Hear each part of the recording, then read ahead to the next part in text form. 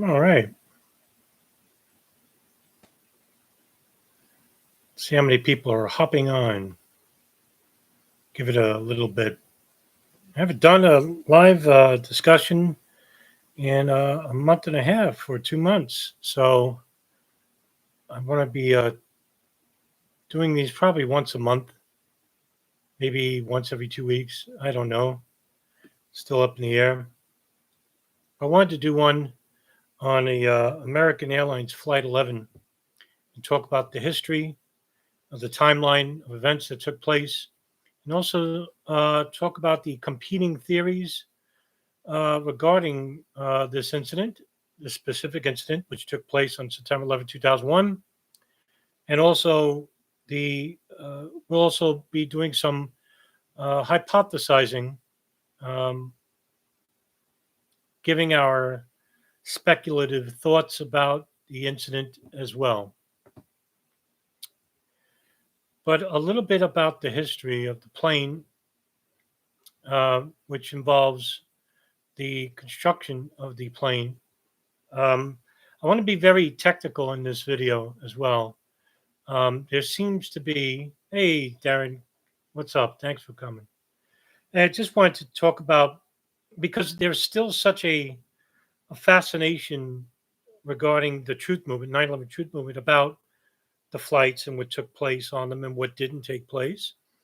And I want to be as technical as possible regarding um, this specific incident. Now, I know that between the two opposing groups in the truth movement, which are truthers and debunkers, in the truth, I always say, is somewhere in between. There are anomalies that did take place. I'm not going to give you, the official narrative, as I hate to say that term anyway, official narrative, because there is no official narrative. Any layman could tell you that 9/11 is incomplete, and the stories and information that we got were minimal. Some was outright wrong. And of course, on the opposition is the conspiracy theories. Now, which one are the more rational ones? Which one aren't um, are not reasonable, that defy even rationale? Well, we're gonna talk about all this. But first, I'd like to talk about the specifics of American Airlines Flight 11. Um, this was a Boeing 767-223 series. Now, I'm going to be reading off a number of uh, articles. I have a number of documents I have upload. I have at the bottom of my screen, which you can't see, and also websites that are official websites. Not blogs and um, questionable sites that don't adhere with references or whatnot. So these are official sites I'm reading off of. The American Airlines plane was a Boeing 767-223 series, which was created in April of 1987 with the registration number N334AA. Um, the maximum capacity of this plane is 158 passengers, with nine in first class, 30 in business, and 119 in economy. On September 11th, which landed on a Tuesday, the flight itself carried 81 passengers and 11 crew members. It was considered a light load at 58% capacity, but higher than the average load factor for Flight 11 on Tuesday mornings, which was 39% usually, preceding the month of September. And that's from American Airlines.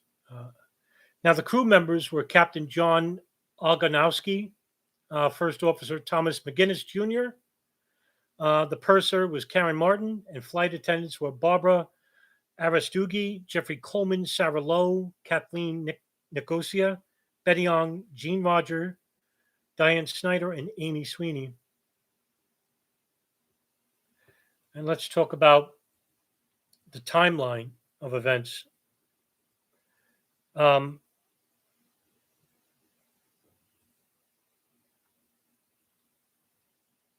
I'm not going to go further as I can in time, so I'll start with the morning of September 11th, in which Mohammed Atta and Abdul Aziz Al Amari um, arrive at Portland International Jetport, which is in Portland, Maine, at approximately 5:40 a.m. At the Portland ticket counter, Mohammed Atta, according to Michael Tuohe, who was a ticket agent, Atta had asked Tuohe about his boarding pass for Flight 11. Tuohe told Mohammed Atta that he would have to check in a second time when he reached Logan. And according to Michael Tuohe, this greatly angered Atta. And in response, Atta told Tuohe that he'd been assured that he have a one-step check-in, knowing that he is really wants to get to the connecting flight. Now, we could speculate as to why he and Abdulaziz Al Amari were in Portland to begin with. Now, that's an interesting anomaly. But according to the 9/11 Commission report and to the FBI, this was to actually not cause any suspicion by having too many Arabs in one setting. Now, that's interesting because I don't believe it. I can't prove it, but I don't believe that explanation because one, all of the Flight 175 hijackers entered Logan, and minutes preceding each other, some of them came in at the same time, and this wasn't talked about with them. Same thing for Flight 93. Same thing for Flight 77, but not Flight 11. Why did Atta and Almari go to Portland, Maine? Now, there's a hypothesis that I'm currently working on with another researcher named TJ Thermal Detonator, Nelson Martins, where we believe well, this is a speculation, of course. We believe he traveled to Portland, Maine, to meet up with other people that were involved with the operation itself, whether they be financiers, affiliates, or even additional muscle hijackers or pilot hijackers. This is why we say it's speculation. We don't know for sure, but it had to be important for them to travel to Portland in the first place. If it was just someone that has a message for them, I mean, who cares? They're going to die anyway. But in order for them to go out of their way and travel from New York to New Jersey to Portland is a big deal. So we don't know why they went there. So anyway, Tuohe noticed that Atta was getting really angry at this point, and so he said that you better hurry up if we don't want to miss a flight because you're cutting it close with the boarding plane, which is American Airlines 11. So both him and Abdulaziz Al Amari, they left the ticket counter to go to the security checkpoint.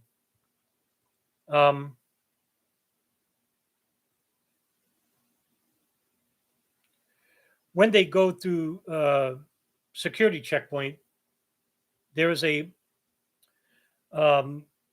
program called the Computer Assisted Passengers Pre-Screening System, or in short, CAPS. What this does, it identifies passengers who might be a security risk based upon suspicious behavior, such as buying one-way tickets or paying with cash, or having a history of being someone who's visited Afghanistan, which was a known spot for terrorist activity, and Pakistan. Now, the CAPS program randomly assigns some passengers to receive additional security screening, which is the WAND, right?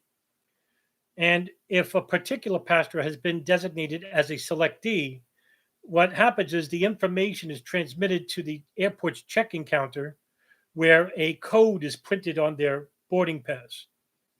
And at the airports security checkpoints, selectees are subjected to additional security measures. That means that their carry-on luggage, it could be inspected. They go through the wand.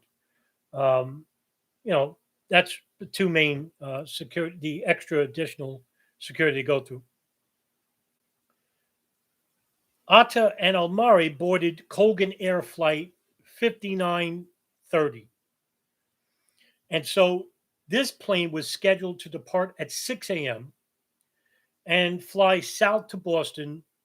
And both of these men had first class tickets, uh, which are on Colgan Air Flight, as well as American Airlines 11. Now, Atta had checked in 2 bags, while Al-Amari checked in none. He didn't have a bag. And when they went through the CAPS program, Atta's baggage was selected to be screened, and he was already in a rush. So he boarded with Al-Amari. Now, this luggage wasn't carry-on luggage. So with carry-on luggage, they take it to the plane, but this wasn't carry-on luggage. And when the plane took off, which was without any delay, the luggage, because it went through the CAP screening process, it basically didn't make it to the plane on time. And this is the reason why his luggage was behind. Now, there's a conspiracy theory regarding all the luggage was basically left behind on purpose. It's a stretch. Now, I don't necessarily disagree with it, but I gave you a reason as to why that luggage didn't make it on time, which really is suspicious that they were in Portland to begin with. Who were they meeting? Who were they talking with? We don't know. The FBI did investigate this issue because in the days after 9/11, the FBI conducted the biggest investigation in their agency's history, and this was named Pent Bomb, Pentagon Twin Towers bombing, right? And the FBI basically investigated the hotel they were staying in, the cameras in which they visited certain stores. I think one was an ATM machine, and there was a picture of Abdulaziz Al-Amari with Atta in the background.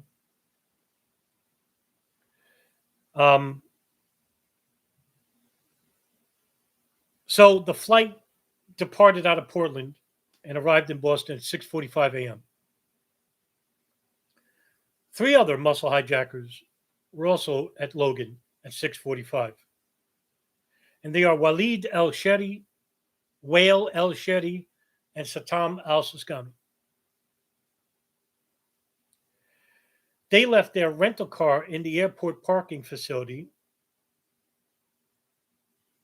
Meanwhile, Marwan Al-Shehi, who was supposed to be piloting the plane of United Airlines Flight 175, made a call from a payphone in Logan to Atta's cell phone.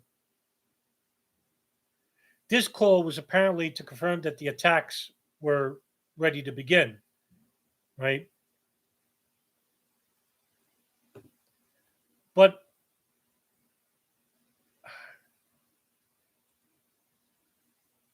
since they were not giving their boarding passes for Flight 11, Atta and Al-Amari had to check in and went through security in Boston. Meanwhile, Satam Al-Suskami, Wael El-Sheri, and Walid El-Sheri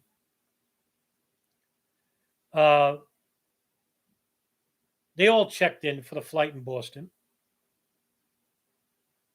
Wael El-Sheri and I believe Satam Al-Suskami checked in 1 bag.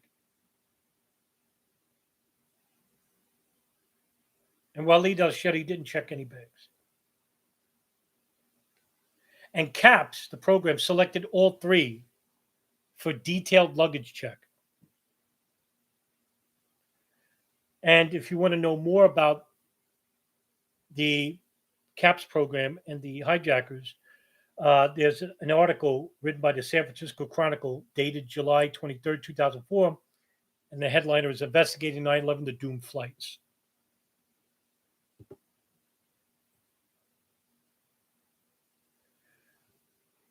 The 9/11 Commission report will state that the call is 3 minutes long between Mohammed al-Shayed and Mohammed Atta.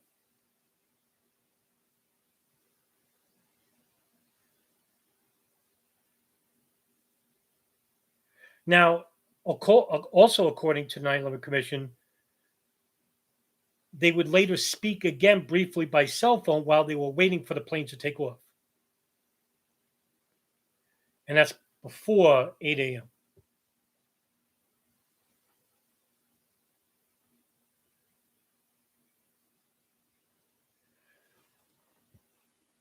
The first officer of American Airlines 11, Lynn Howard, she arrives in Boston after co-piloting a flight from San Francisco that would be redesignating American Flight 11.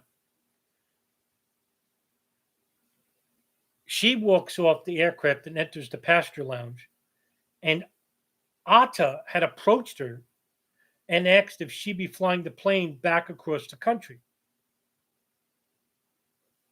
And Lynn Howard told him she just brought the aircraft in, and Atta turned his back and walked away.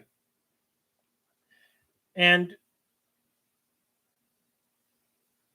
as he boarded Flight 11, Atta asked the gate agent whether the two bags he checked in earlier in Portland had been loaded onto the plane. The woman didn't have an answer for him. And so, as I said before, the luggage didn't make it. But that ticket agent, the gate agent, didn't know whether the luggage made it on or not. And you're asking, well, where are you getting this information from? Newsday article dated April 17, 2006, unraveling 9/11 was in the bags. That'll be my reference.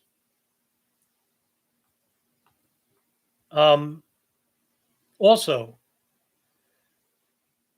by 7:40 a.m., all five of the hijackers, Mohammed Atta, Abdulaziz Al-Amari, Satam al-Sistami, Wael al-Shadi, and Walid al-Shadi, the brothers, boarded the flight, which was scheduled to depart at exactly 7:45 a.m.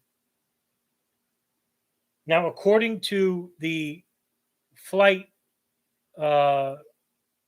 documents that were released to the public after the Zacarias Moussaoui trial of 2006, and to the copies of the flight manifests, Atta sat in business class 8D, with Abdulaziz Al-Amari in 8G, Satam al-Sistami in 10B, and Walid and Wael al-Shadi sitting in 2B and 2A in first class. They're the muscle hijackers. Shortly before takeoff, American Airlines Flight Service Manager Michael Woodward, he walks aboard for a final check.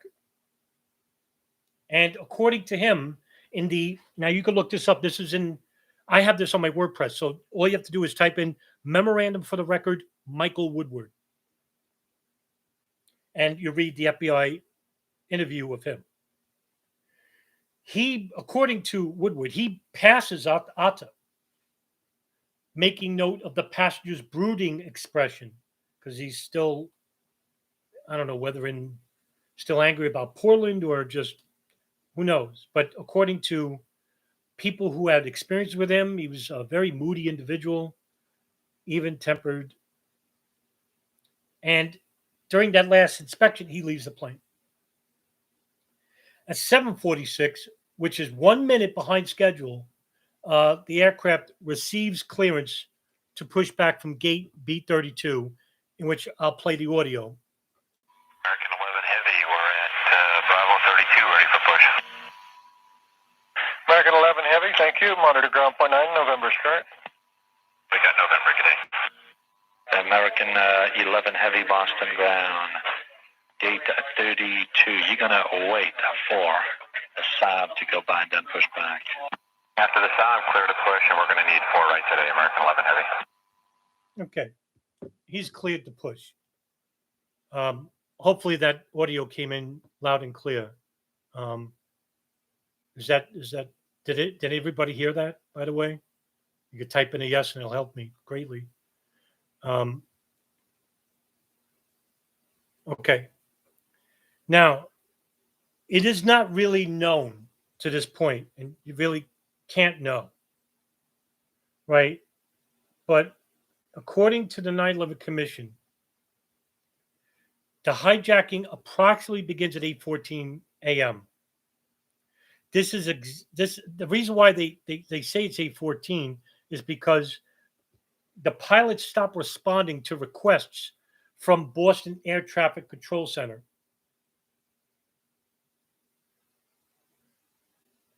At 8:13 a.m., as American Airlines was passing over central Massachusetts at 26,000 feet. Okay.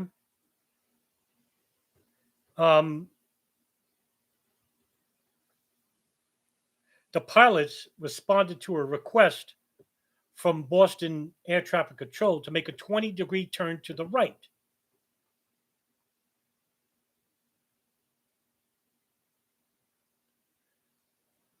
And that's this audio here. American 11, turn 20 degrees, right? 20 right, American 11. That's the audio you hear. At 8:13 a.m., Boston Air Traffic Control again gets in contact and tells them to climb to an altitude of 35,000 feet. But there is no response. American 11, climb maintain level 350.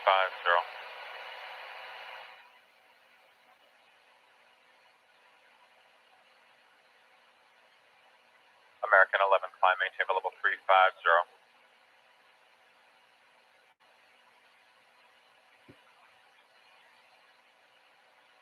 American 11, Boston. No answer.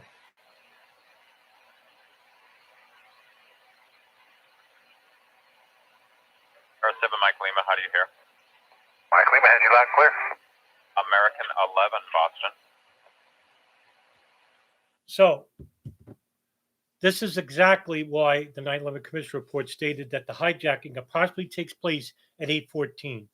And I want to try and be as technically direct as I can, because what I want to do is say that, yeah, not everything in the 9/11 Commission report was right, but not everything is wrong. Okay. Now, for them to say that the hijacking probably took place at 8:14 a.m., well, that's probably a reasonable response, because as I played the audio for you, and this is the ATC recording, there is no response. Even though there was a response from the captain earlier.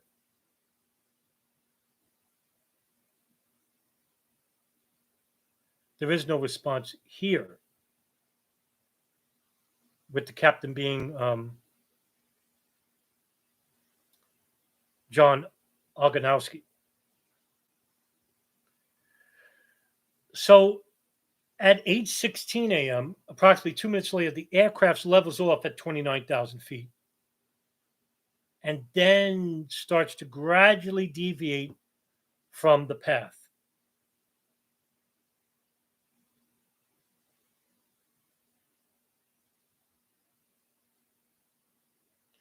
It's unclear at this point whether John Oganowski, the captain, activates the talkback button or whether a hijacker actually does it when he takes over the cockpit.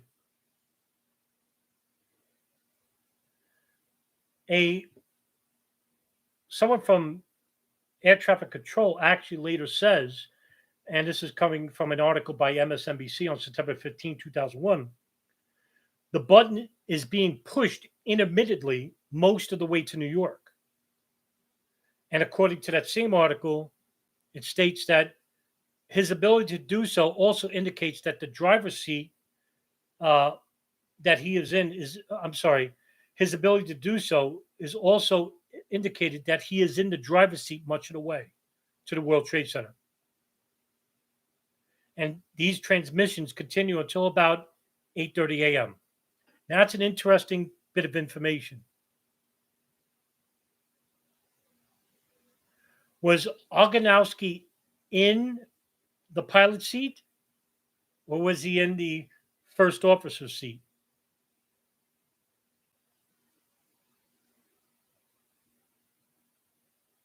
Now, the two Boston flight controllers are Pete Zalowiski and Lino Martins. And that's who you hear in the audio. All right. Now,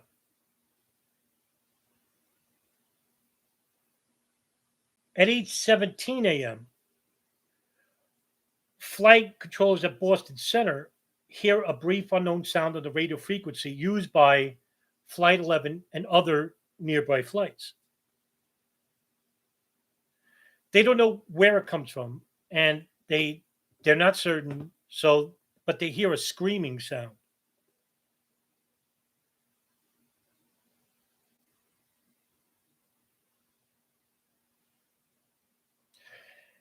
And also about this, about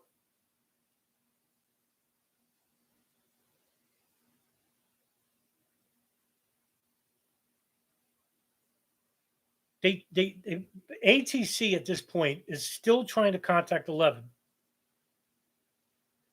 And at 8:21 a.m., someone in the cockpit stopped transmitting the flight's Mode C transponder signal. The transponder is an electric device that produces a response when it receives a radio frequency interrogation. And transponders are to assist in identifying them on air traffic control radar.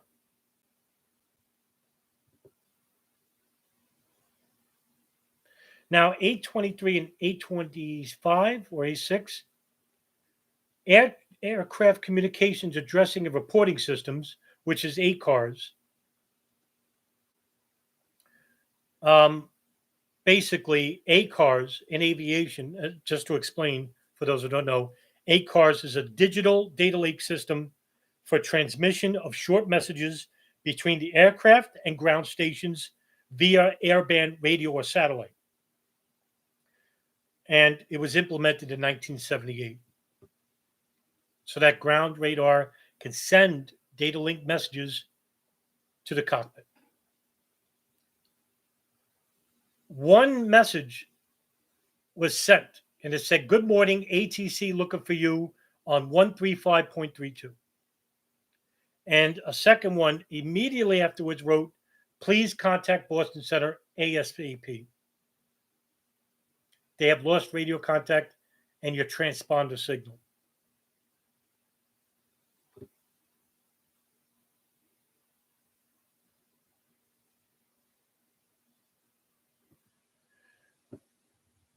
And I would say at about 8:25, we get that's 8:24. We get the first transmission from someone in the pilot seat. Is that American 11 trying to call? Buddy. We have some planes. Just stay quiet and you'll be okay. We're heading to the airport. And who's trying to call me here?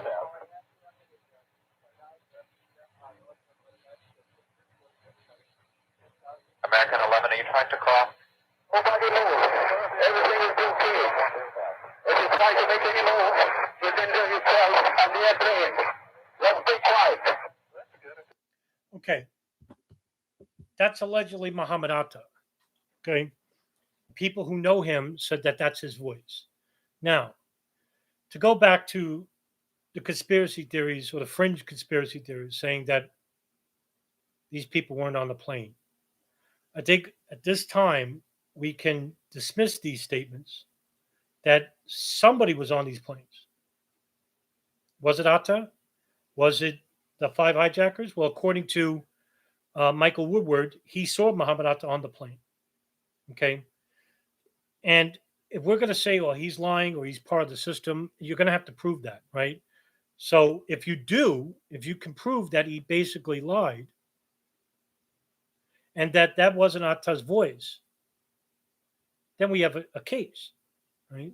And we can work with that. But until somebody does that, we're going by the evidence and not by speculation as the lead to try and get an understanding of what took place in this incident.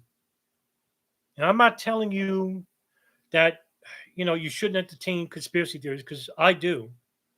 I'm a conspiracy theorist, but I'm not going to lead with conspiracy as the lead evidence. Now, I have evidence. Yeah, there's certain evidences that we could provide, but I'll also entertain conspiracy theories where there's evidence missing to see if it makes sense, whether it's reasonable. Um, Maybe Atta's voice is transmitted to the plane. I don't know. Is that too much of an unreasonable scenario using radio frequencies on the ground to transmit to the plane? That's a reasonable hypothesis. However, he was seen on the plane. So, Atta himself, by the way, he spoke English fluently. And he spoke Hebrew, Arabic, and German a little.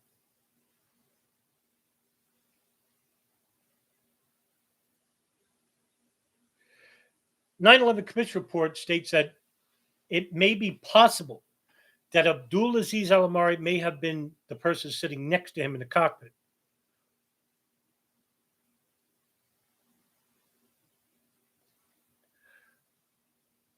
Now, according to flight attendants Amy Sweeney and Betty Young, who both contacted American Airlines during the hijacking, the hijackers had stabbed flight attendants Karen Martin and Barbara Arastugi, and they slashed the throat of Pastor Daniel Lewin, the Israeli counterterrorism officer.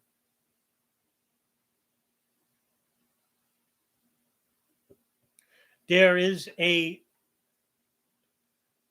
American Airlines draft report that states that the person sitting in 9B, which is the seat ahead of Satam al-Suskami, who's sitting in 10B, is shot.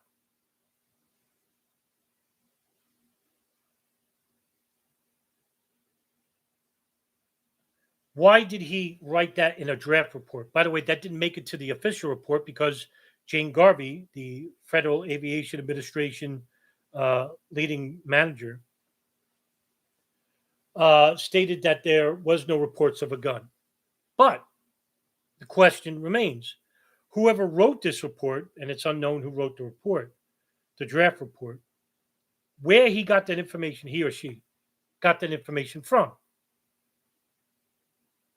It would make sense to shoot a guy who basically is considered a highly trained officer in I think it was called the Sayeret Maskaral, which is an elite Israeli commando team dealing with terrorism, counterterrorism.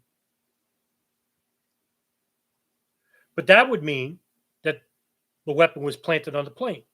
This is a reasonable hypothesis because we do have evidence that certain hijackers of 9/11 had tried to enter the tarmac at Dulles Airport on September 10th, 2001. That's coming from the testimonies of security guards from Argenbright and Dulles Airport. Okay, so a phone call is made. one of the flight attendants, Betty Young, calls American Airlines reservation desk, and one of the reservation agents handed the call to reservations manager Nidia Gonzalez. Now, according to the 9/11 Commission report and the FAA, the call lasts 25 minutes. However, only 4 minutes is available to the public. Why? Why is that only available to the public? Well, let's listen to the call. Number three in the back, the cockpit's not answering. Somebody's stabbed in business class. And I think there's mates that we can't breathe. I don't know. I think we're getting hijacked. Which flight are you on? Flight 12. And what seat are you at? Ma'am, are you there? Yes. What seat are you in? Ma'am, what seat are you in? We just left Boston. We're up in the air. We're supposed to go to LA, and the cockpit's not answering their phone. Okay, but what seat are you sitting in? What's the number of your seat? Okay, I'm in my jump seat right now. Okay. At 3R. Okay, you're the flight attendant? I'm sorry, did you say you're the flight attendant? Hello? Yes, hello? What is your name? You're going to have to speak up. I can't hear you. Sure. What is your name? Okay, my name is Betty Ong. I'm number 3 on flight 11. Okay. And the cockpit is not answering their phone. And there's somebody staffed in business class, and we can't breathe in business class. Somebody's got mace or something. Can you describe the person that you said someone is what in business class? I'm sitting in the back. Somebody's coming back from business. If you can hold on for 1 second, they're coming back.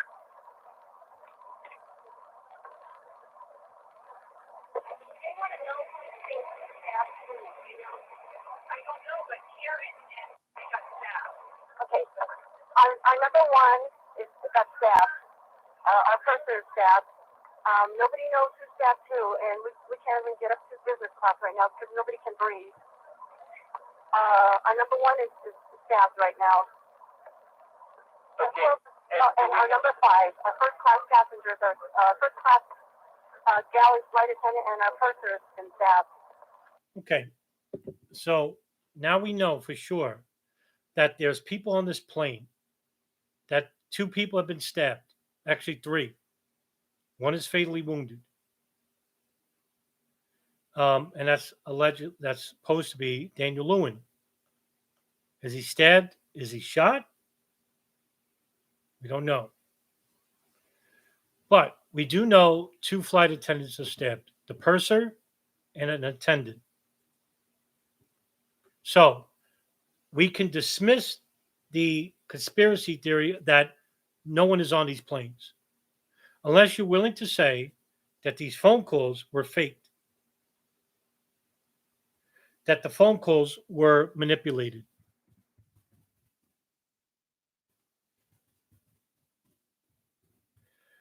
According to Dr. George Papkun, who is founder of Voice Morphing, and he's a forensic analysis expert, testimony researcher. He wrote a letter on his website in, I believe it was 2010, where I will quote you.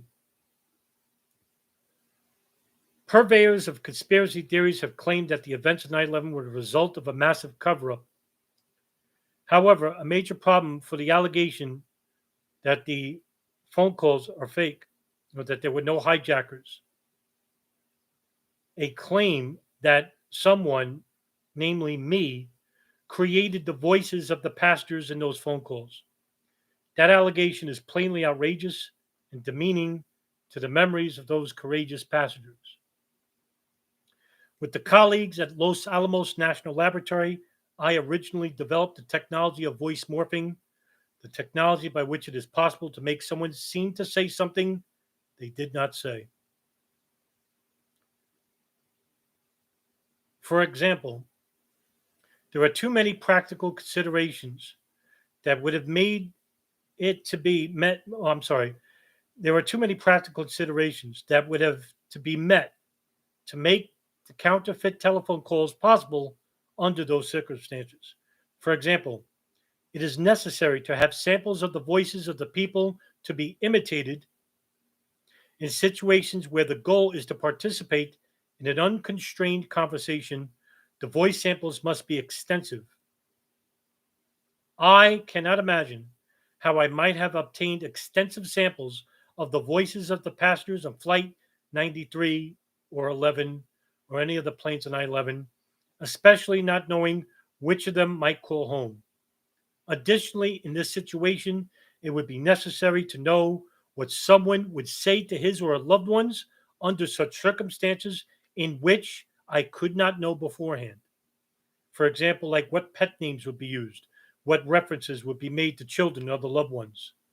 Do believers actually suppose that the government listens in to everyone's pillow talk and has me to conduct the voice morphing recordings and then technology recordings afterwards?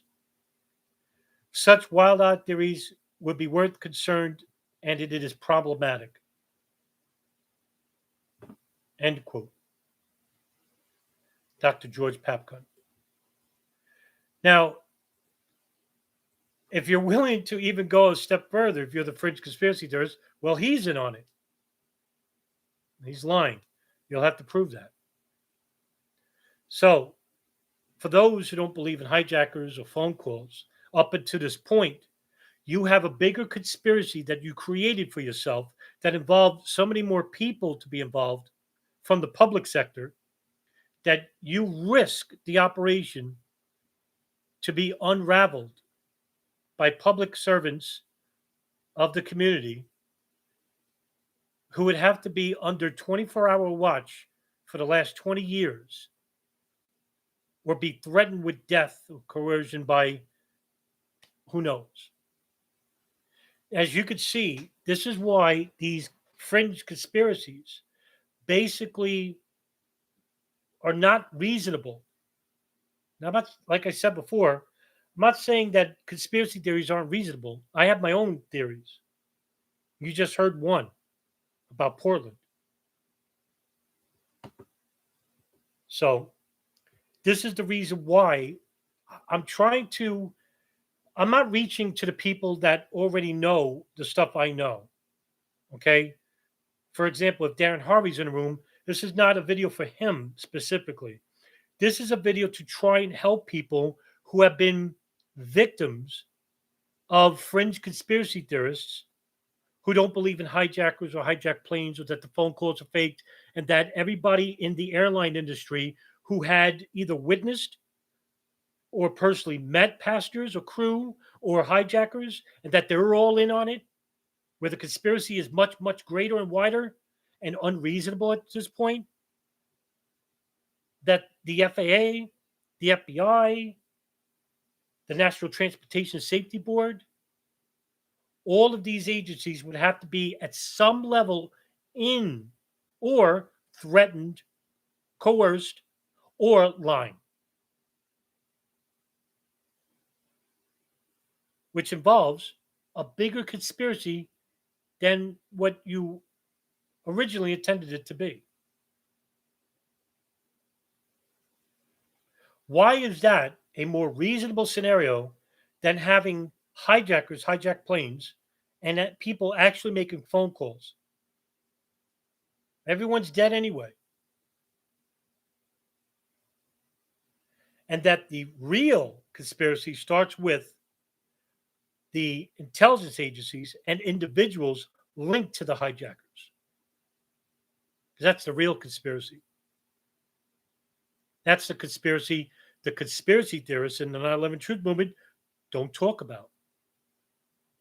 Because if you don't believe in hijackers, You don't get to look into the backgrounds of those people. What do you care? They don't exist. Okay, let's go back to a timeline here. According to Ong on that phone call, which I didn't play everything, she said she thought that the hijackers had jammed their way in. Now, the 9/11 Commission report suggested that they attacked the flight attendants to get the cockpit key, which is usually on the purser, and that would be Karen. I forgot her last name. She's stabbed. She's the purser. Now, also in that same report, it's believed that one of the hijackers, or more, probably the brothers who sat in first class, while Whale and Walid al-Sheri, made the first move attacking Karen Martin and R.S. Doogie.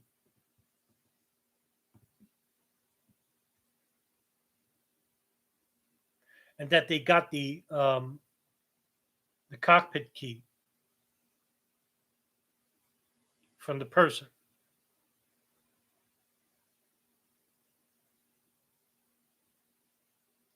Amy Sweeney says that Martin was badly injured and she was being given oxygen.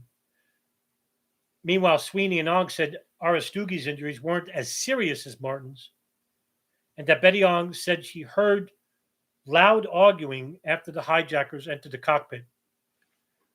This was in Arabic. Now, what could they be arguing about? Were they arguing with the pilots? Were they arguing with each other? It's not known. It is also believed by the same report that the hijackers either killed or injured John Alnosky and McGinnis, the first class officer.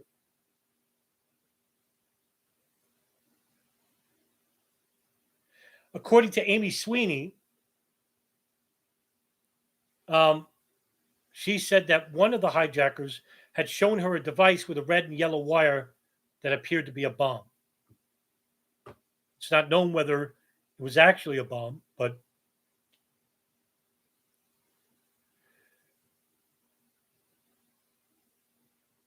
shortly during this time, Michael Woodward, the American Flight Services manager who did a check of the plane, is listening to Amy Sweeney on the telephone, and he wants to pass on the information he's hearing from her, including that tidbit I told you.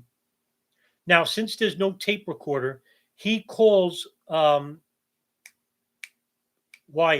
Wyatt, the supervisor of the pursers at Logan Airport. Now, holding telephones in both hands, he repeats to Wyatt everything that Sweeney is saying to him. Now, Wyatt, in turn, simultaneously transmit his account to the airline's Fort Worth, Texas headquarters. And then that conversation between Wyatt and the managers at the headquarters is recorded. All the details from Sweeney's call reach American Airlines top management almost right away, instantly. Now, that recording was played in the Zacharias Moussaoui trial. It's not public. Now, according to the victims' relatives who hear the recording, the two managers at headquarters immediately discussed a cover-up of the hijacking details. One of them is heard to have said, "Don't spread this around. Keep it close and keep it quiet. Let's keep this among ourselves, and that what can we find out from our own sources about what's going on." One former American Airlines employee who has also heard this recording recalls in Fort Worth, two managers in the systems operations control were sitting beside each other and hearing it. And they were both saying, "Do not pass this along. Let's keep it here. Let's keep it among the five of us." Now, apparently, this decision prevents early and clear evidence of a hijacking from being shared during the crisis. That's amazing. I found this out. Now, you're asking, where are you getting this information from? The information is coming from an article from the New York Observer dated June 17, 2004, which is hard to find these days.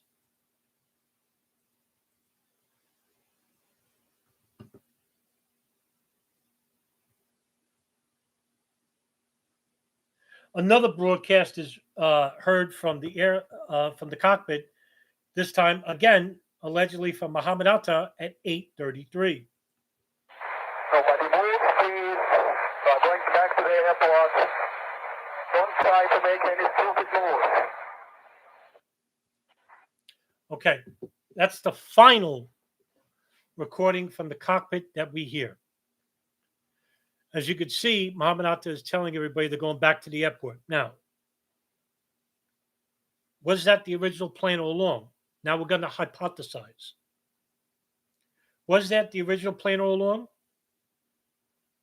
Or was that to basically not cause a revolt on the plane? Because if you can tell them they're going to die, they're going to fight back, which is exactly what happened with Flight 93. But none of the other planes.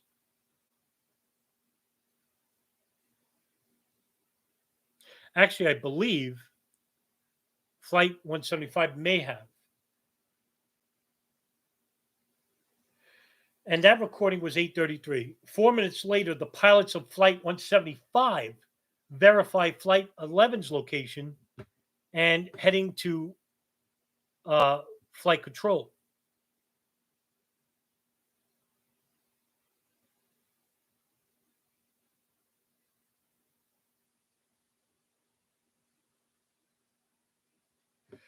At around that same time, Dan Bueno of Boston Center contacts Cleveland Center about American Airlines.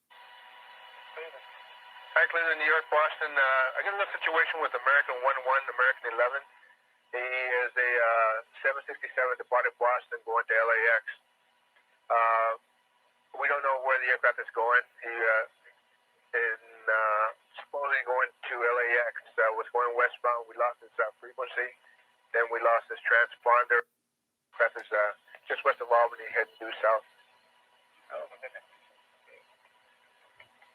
Okay. Cleveland Center is aware of it. Yet, in Fort Worth, the managers at the System Operations Control still don't inform anybody about the hijacking.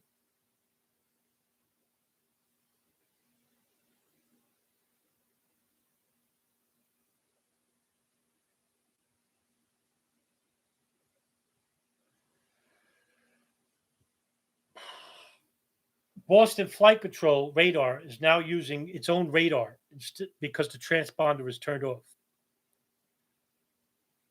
Flight 11 makes an unplanned 100-degree turn to the south, which the plane is already way off course.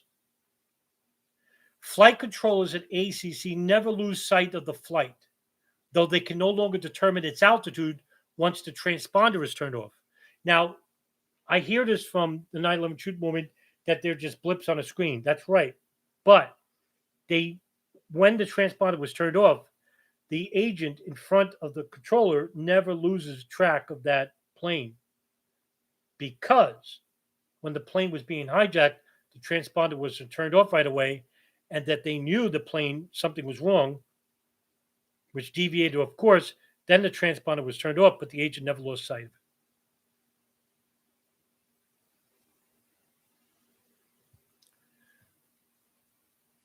The reason why is because the FAA and Air Traffic Control had tagged Flight 11's radar dot for easy visibility to the agents.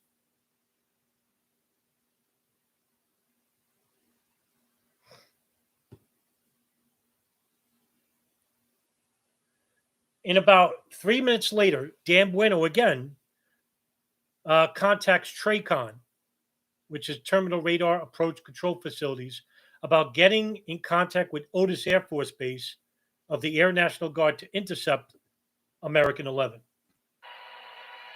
Cape Tracon came in at 41. Cape Tracon, Yeah, hi. Are you able to? Are we able to talk to Otis on this line? I'm not sure, but if you need to get in touch with him, I can. Right, I think they're on the 7 line. I have a situation with the American 11. What? I have a situation with American 11. You want to talk to Otis Tower? I want to talk to Otis Street. I need to scramble some fighters. All right, well, hold on a second. Let me get you the soup. This is the first instance of September 11, 2001, where everyone outside of air traffic control in Fort Worth now is warned about a situation happening regarding an American Airlines plane and a hijacking. The first recording, the first instance involving the American military, even its Air National Guard. Now, Boston air traffic control bypassed the usual standard protocols and directly contacted the North American Aerospace Defense Command, which is NORAD, and the Northeast Air Defense Sector, which is NEADS, located in Rome, New York. NEADS, in return, called on 2 F-15 fighters at Otis, in which Dan Bueno tried to warn American Airlines to contact to try and intercept the plane, which is deviating off course and not responding. Officials at Otis spent a few minutes trying to get authorization for the fighters to take off. Atta now is descending into New York. And at 8:43, he turns east into New York.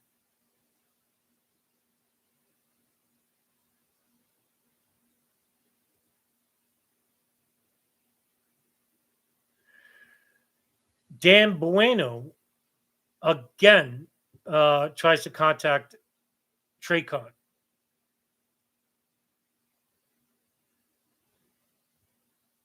And then another recording is heard.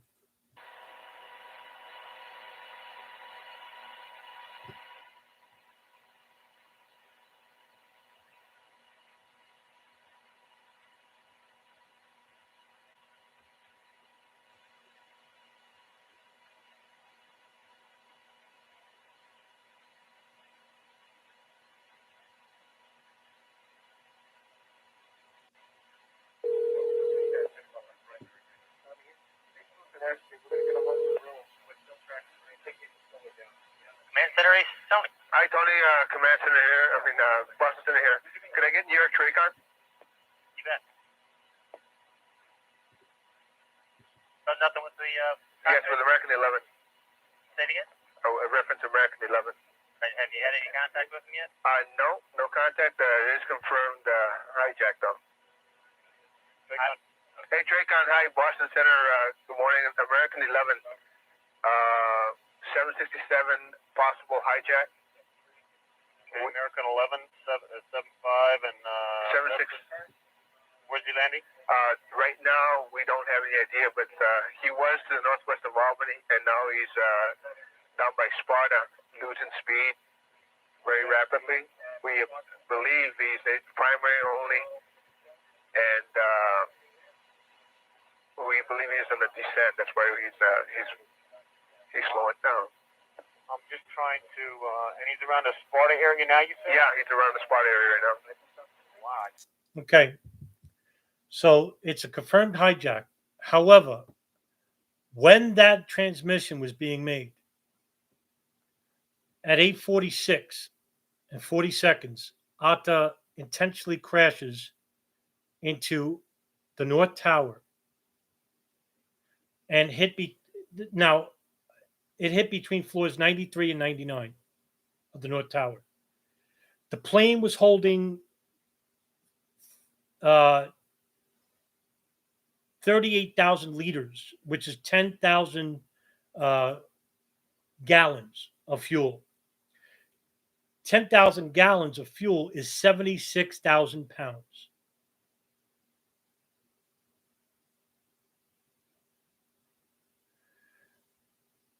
Right before that crash, Amy Sweeney, the flight attendant, is talking to Michael Woodward.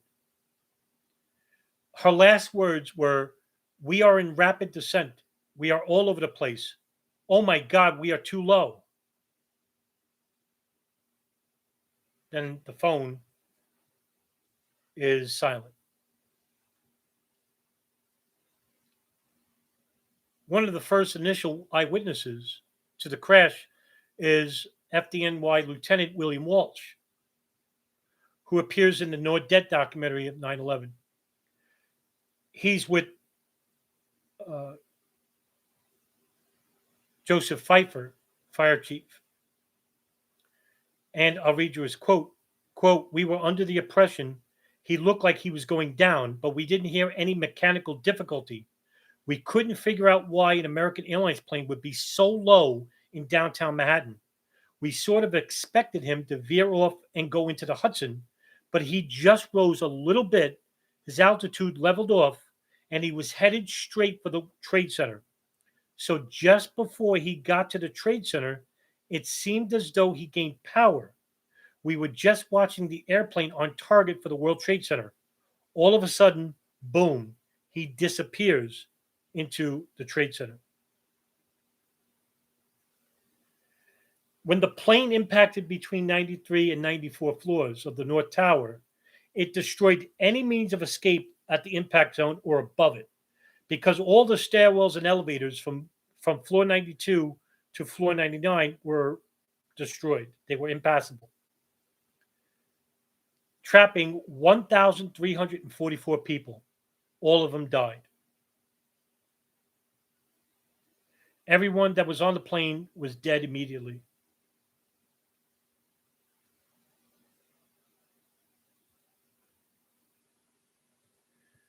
When this happened, American Airlines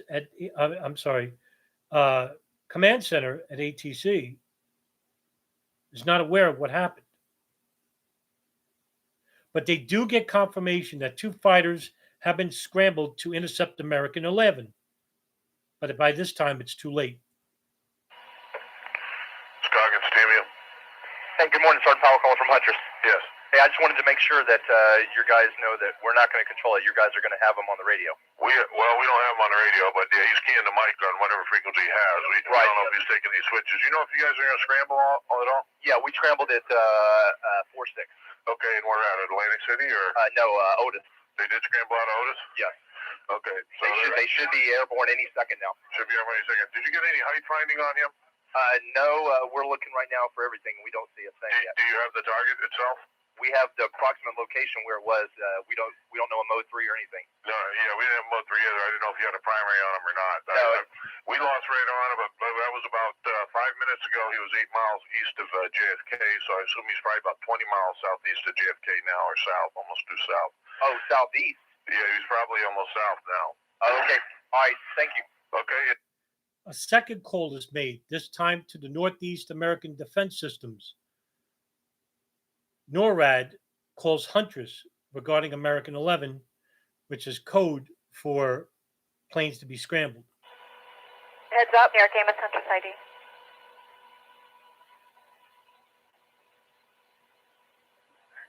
New York Amos, Huntress ID.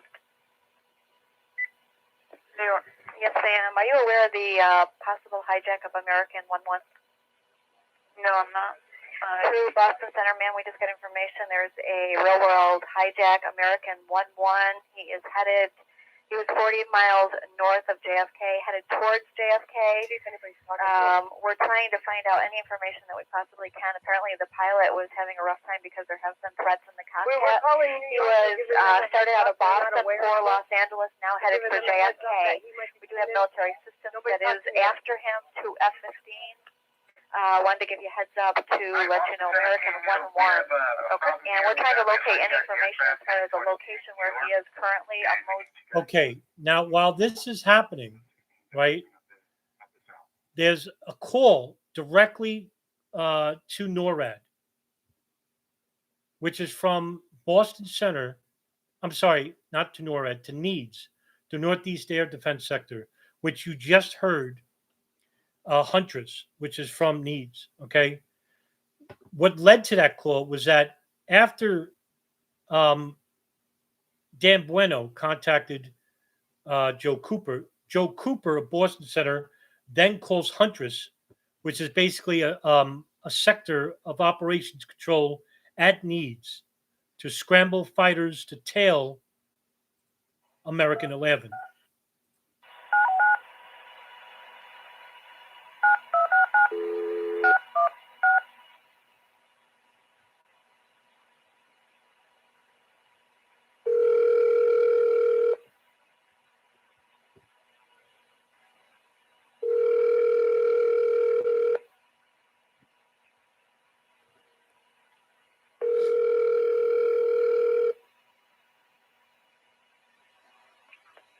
Huntress Weapons, Sergeant Powell. Hi, Boston Center TMU. We have a problem here. We have a hijacked aircraft headed towards New York, and we need someone to scramble some F-16s or something up there to help us out. Is this real world or exercise? No, this is not an exercise, not a test. Okay, hey, hold on 1 second, okay? Yep.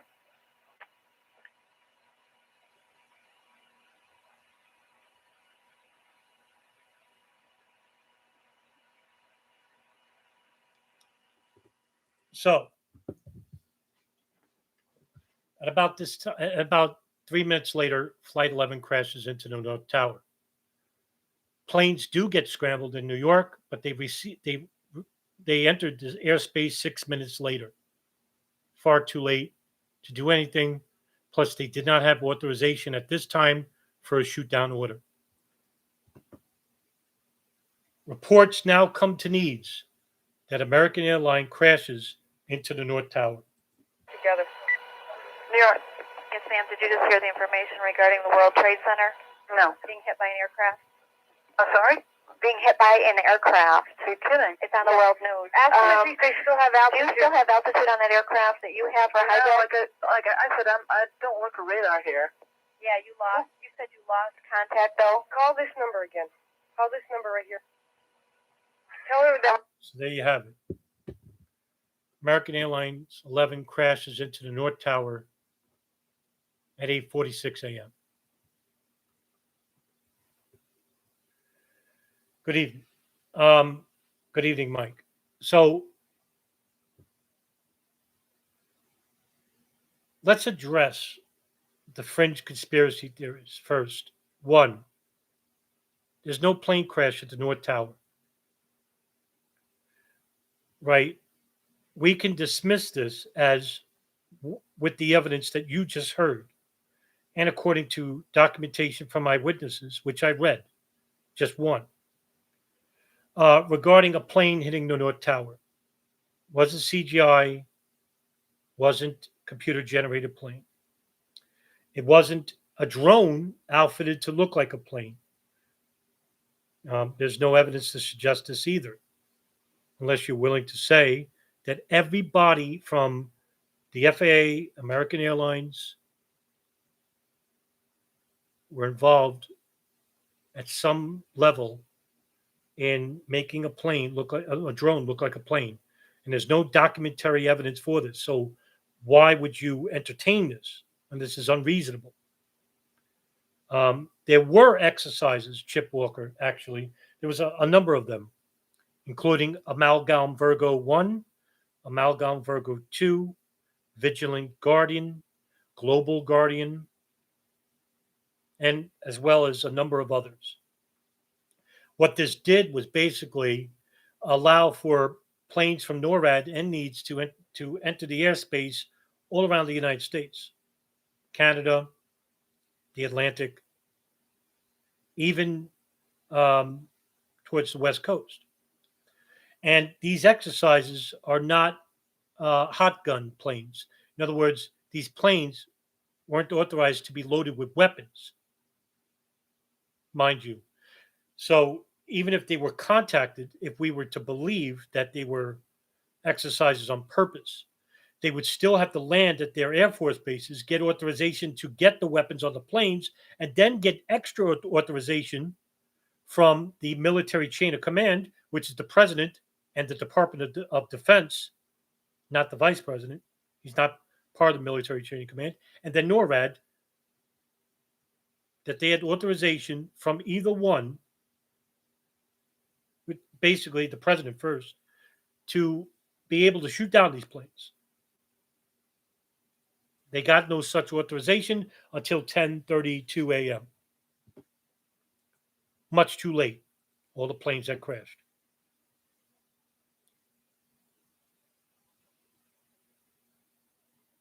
Now, Jules Nordet and Pavel Havla, who's a Czech immigrant, they videotaped the crash. Now, everybody knows Nordet's video, but hardly anyone knows Pavel Halava. Now, I'll copy and paste this name and post it in the chat section so you could see it. So there isn't just one videotape. And I believe Havla's video is basically from Brooklyn Bridge or George Washington Bridge. One of them. And it shows like it's not a clear shot as Nordet's video.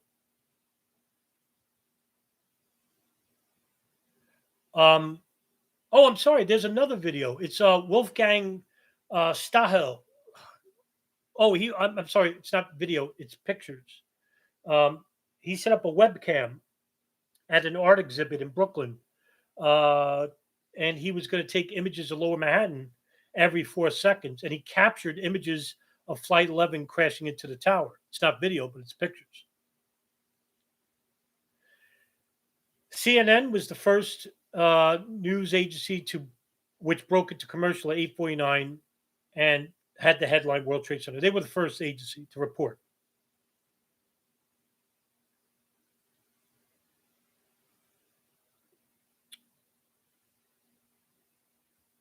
Now, I'm not going to talk about the World Trade Center and other what happened afterwards.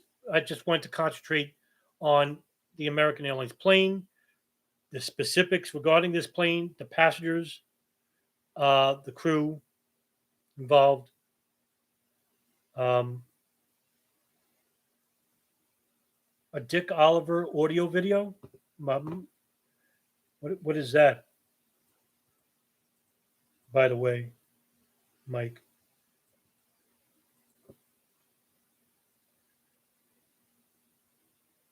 That Fox News, I think. I believe. Could be wrong. I haven't heard that name in years. So,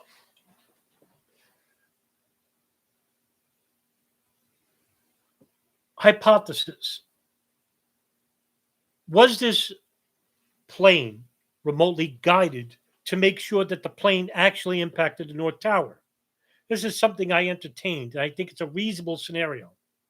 For example, let's hypothesize that Mohammed Atta or whoever's flying the plane, because we know there's hijackers, decided to get cold feet at the last second and veer off.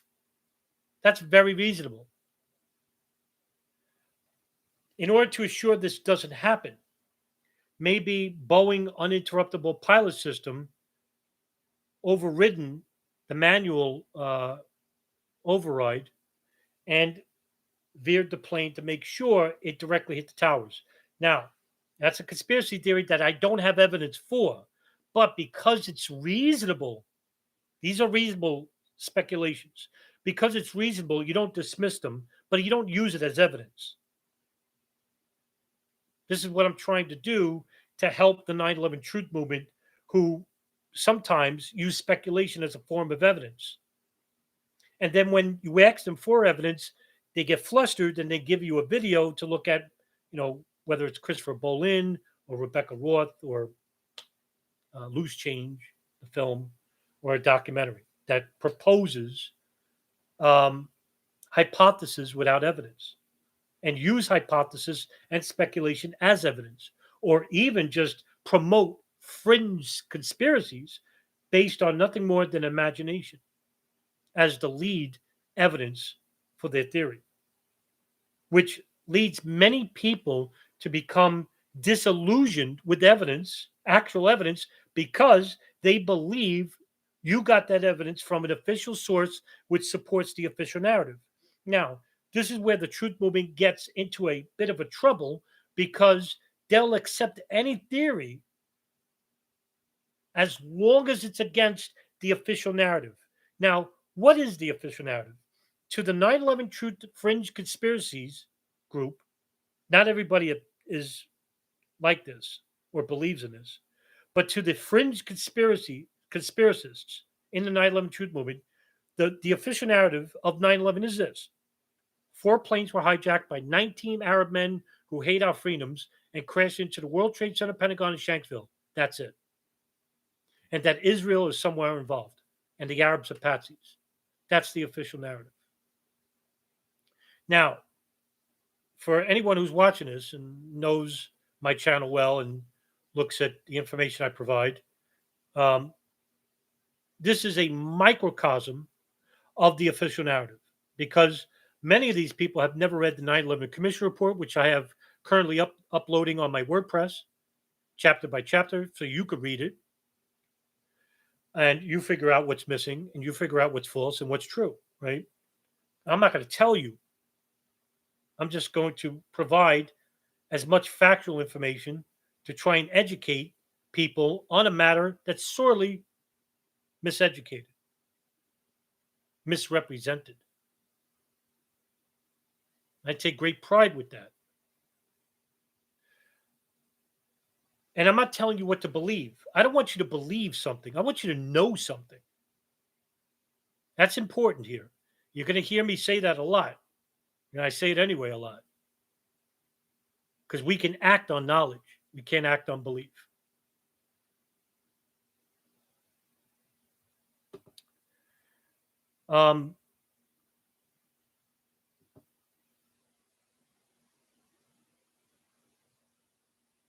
At about 8:30 a.m., right before that plane crashes, FAA's command center in Herndon, Virginia, began its senior staff meeting that involved National Operations Manager Ben Slaney, who, by the way, is his first day on the job. He interrupts the meeting to report the hijacking of Flight 11. And at 8:46, when the plane crashes into the World Trade Center, the meeting is canceled. Now, here's a guy you have to consider a hero. His name is Gerald Arpey. When he learns that now Gerald Arpey is the American Airlines Executive Vice President for Operations. He learns from manager Joe Bertabley that Flight 11 has been hijacked and that they're in contact with a flight attendant. Arpey is told that there's a transmission that came in saying that we have some planes, plural, not plane. We have some planes, meaning that he's aware that other planes may be involved.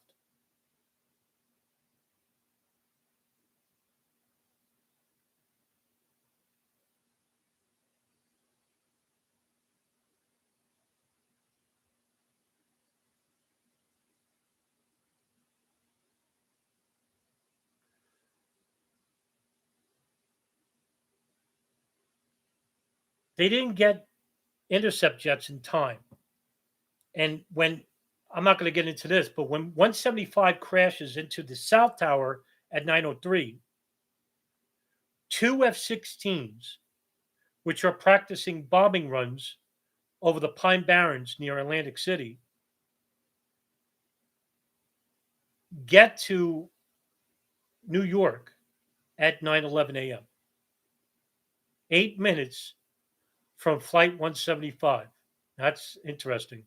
I think it's 9:11 or 9:12. They get there less than 10 minutes later. But again, it's not like they can do anything because unless they crash into the planes, they don't have weapons on these planes and they don't have authorization for the shoot down.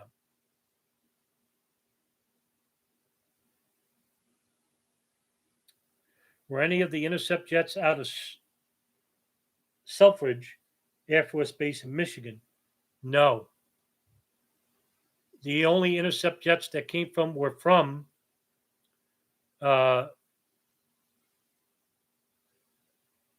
Atlantic City, New Jersey, which is a base that's on 24-hour alert status.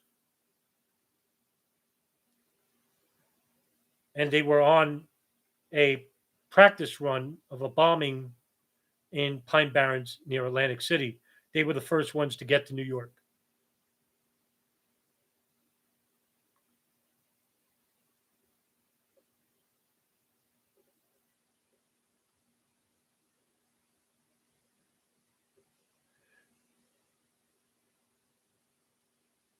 When Boston Flight Center contacted NORAD,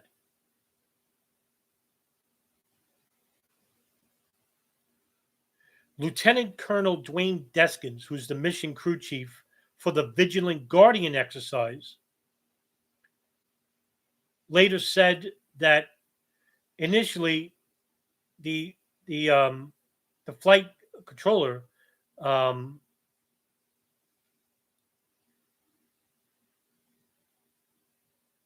she initially said that she and everybody else at Needs thought the call was part of Vigilant Guardian. As you could see that there was a mix-up. Like I played the audio for you, whether this was real world or exercise. The exercise is scheduled to include a simulated hijacking in which Major Kevin Naspaney, the Needs mission crew commander, helped to design it. And thinking, when the word got back to him, thinking about Flight 11, he says that the reported hijacking is not part of this exercise, and he says this out loud. Now, for those who want to hear like that audio, which is hours and hours, dozens of hours long, I implore you to go to the Vanity Fair article, the NORAD tapes. You can download the NORAD tapes, which I played some of it for you, from archive.org. That's where I would tell you to go download the audio from in MP3 file format. They give you a number of different formats to download.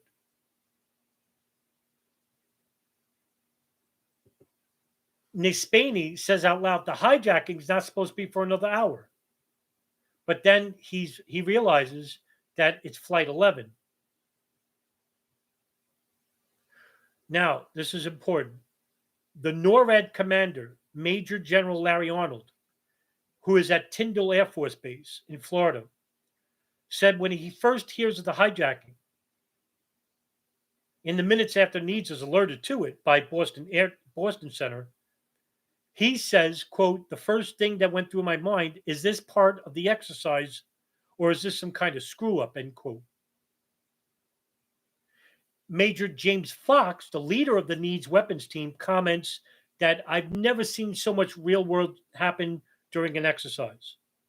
The article was written by Vanity Fair on August 1st, 2006. It's probably the best article I've read from Vanity Fair.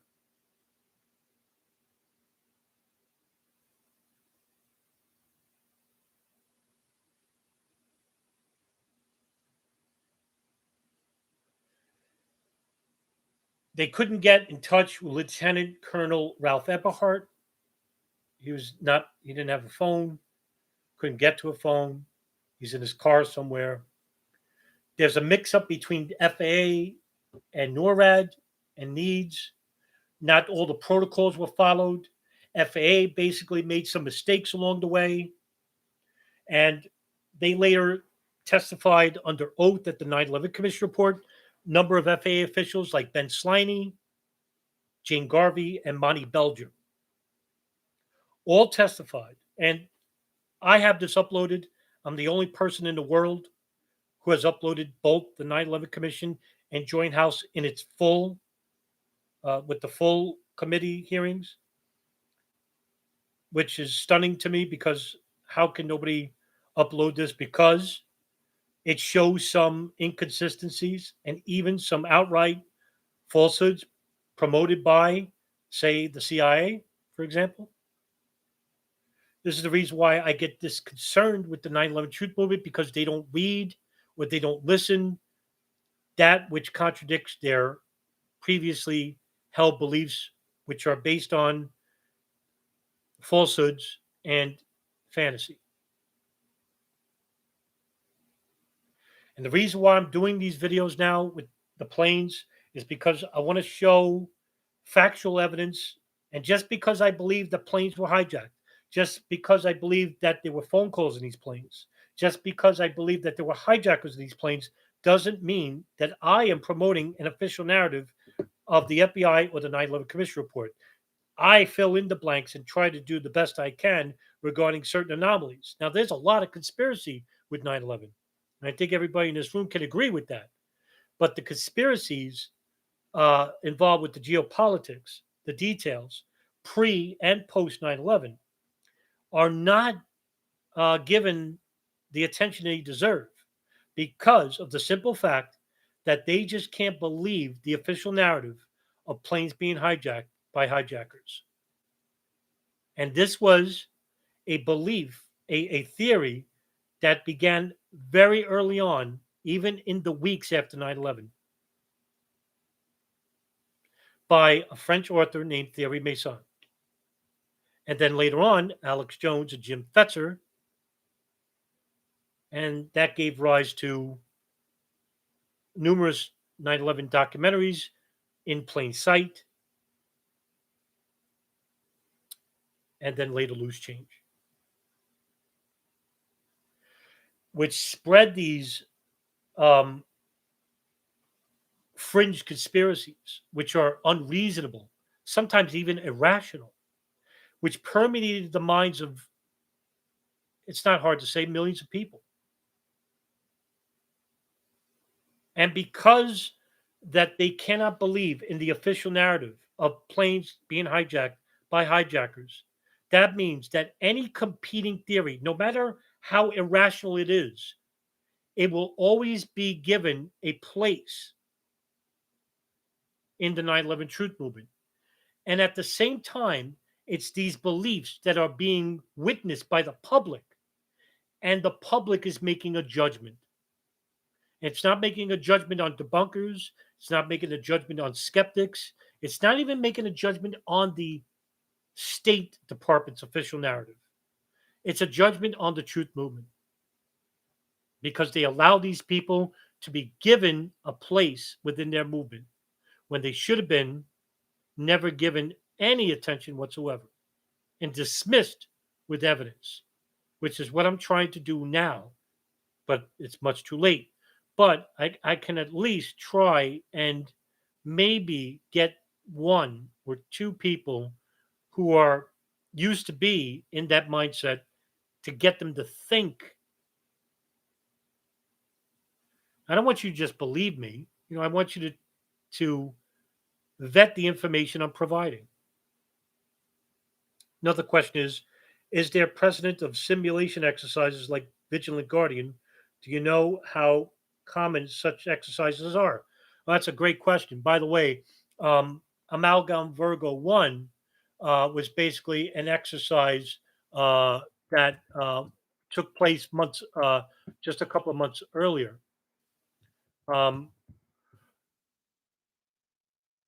The Global Guardian exercise was an annual training exercise sponsored by the United States Strategic Command in conjunction with Air Force Space Command and NORAD.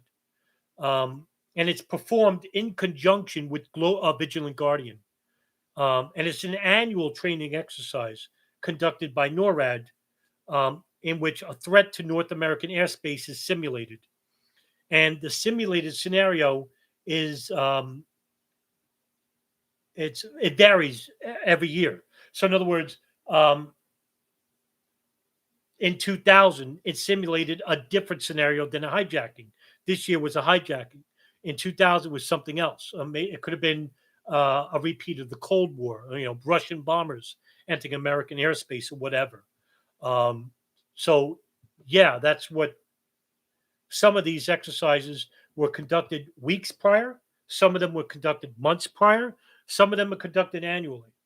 But there was a number of these exercises. Some of the exercises are still not public. They're classified. The timing is suspicious. I'm with you, Chip Walker. Now, look, that's a reasonable. See, I'm glad, Chip Walker. Thank you. That's a reasonable hypothesis, right? That's a reasonable conspiracy that the timing of these exercises is suspicious. Why? Because in order for the planes to successfully hit their targets, that means our air defense had to be distracted or non existent. Well, on September 11th, both. Okay. So that means there has to be foreknowledge of the event.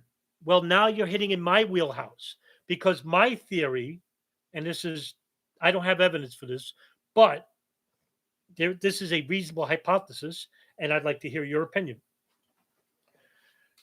My hypothesis is this: the NSA had a listening device on Bin Laden. Well, they were listening to Bin Laden's satellite phone from 1992 to 1998. He got rid of it in 98. They were also listening to a phone in Sana'a, Yemen, which was an Al Qaeda communications hub. And they were listening to the phone calls every day from 1996 to 2001. Now, that's not speculation. That's fact. Let me ask you something. What do you think they were talking about on those calls? Were they talking about the Yankees? Were they talking about The View? No, they were talking about stuff that they're involved in, operations, talking with other people in certain countries, and involving certain operations. If that's the case, and the NSA heard this, that means that they probably shared that information with a very specific group of people, maybe in the CIA. And the CIA went to the Saudis and Israelis and told them to monitor people such as the 9/11 operators. Is that so hard to believe? And if that's the case, then that means they wanted the attacks to happen and involved the highest levels of Air Force. In other words, the planes were conducting exercises on that day. Is that hard to believe? Well, according to former senior executive Thomas Drake, he says that the NSA had so much metadata on the hijackers that they alone could have stopped 9/11 altogether if that information was shared with the FBI or State Department. And he testified in a closed door meeting with the federal government, the Senate, a committee hearing, not the 9/11 Commission.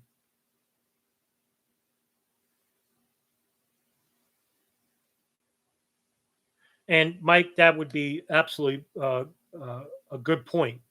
Having the eastern seaboard, New York City, unprotected after an entire summer of hijack warnings and the August 6th PDB is beyond suspicious. Yeah, that's a great point. All throughout the summer months of 2001, we not only had domestic intelligence warning about bin Laden attacking the United States involving planes, we also had foreign intelligence from Russia, Israel, Saudi Arabia, Germany, Spain, Canada, Iran, all giving vague intelligence reports that bin Laden was preparing something big inside the United States. That would involve thousands of people involved with intelligence. Okay, we're having a number of different agencies, domestic and foreign. Now, the real conspiracy is this: it's not no planes, no hijackers. Here's the real conspiracy: everybody and their mother in the intelligence agency, in the intelligence world, knew that an attack was coming. Did they have stricter security measures at airports? No. Did they have stricter security measures regarding immigration and naturalization? No. Right there tells you that either they knew something was coming and they wanted it to come, or We are a country led by a sheer amount of malfeasance and ignorance. Either one could be plausible. Maybe it's a mixture of both. That's very well realistic. But at some level, these attacks could have been stopped, and they weren't. The only thing that's missing is direct evidence of foreknowledge, whether it's the CIA, the NSA, the Israeli Mossad, the Saudi General Intelligence Directorate, or an agency unknown to us that's involved. But I don't want to delve into, you know, so much there. Now, as for phone calls made on Flight 11, there were 3 phone calls made from Flight 11. Betty Young and Amy Sweeney.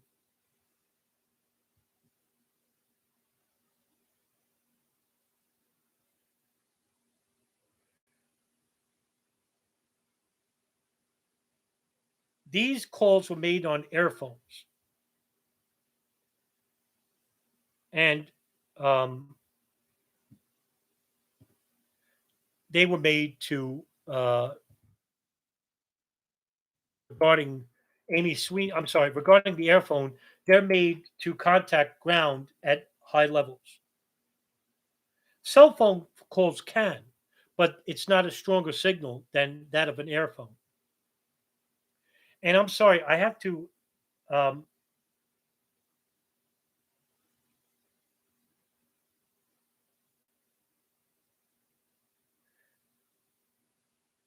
She used an all right, Amy Sweeney. I wanted to make sure that Amy Sweeney used an airphone, and yes, she did. She called her husband. I mean, she called Michael Sweeney, her husband, on a cell phone before the plane had taken off.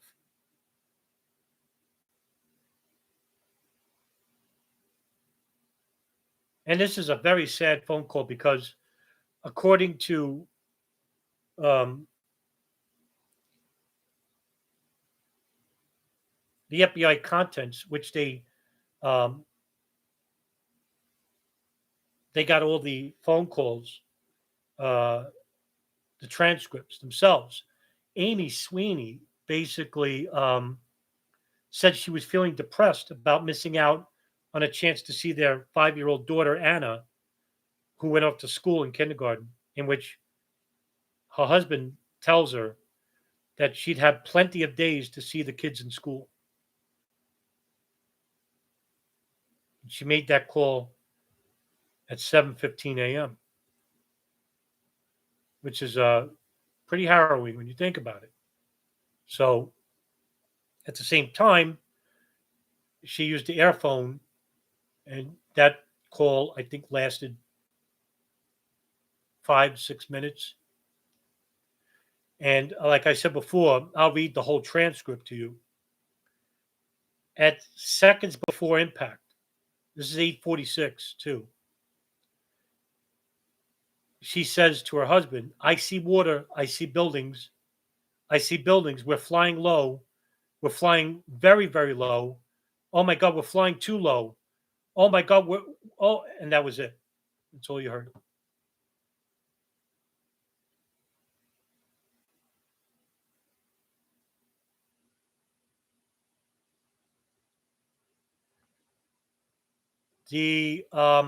I'm going to give you in the chat room the link to see the FBI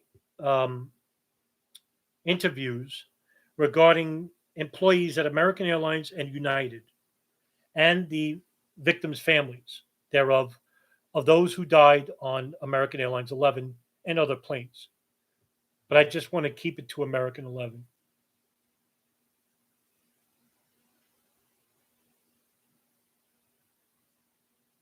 So that's all the calls for 11. The technical details I talked about. And also for eyewitness reports, that would be on the link I gave you, which you could read for yourself in the chat room. And I think I could end it here unless anybody else has another question, which I will always entertain and try to answer to the best of my ability. I think the next live discussion I'll do is maybe this weekend, where I'll do United Airlines Flight 175. I want to do all 4 planes and try to help educate those who are who fell victim to fringe conspiracies regarding no planes or no hijackers. Yes, there were planes, and yes, there were hijackers, but the real conspiracy involves the intelligence agencies and affiliates pre 9/11 that have assisted and maybe even foreknowledge. And if we can show that, we could probably show complicity later. But we don't have that type of information yet. And so I'll call it a night and end the stream. And listen, thank you very much for coming. And I'll probably do a live stream this weekend regarding United Airlines Flight 175. Good night, everybody. Thank you very much.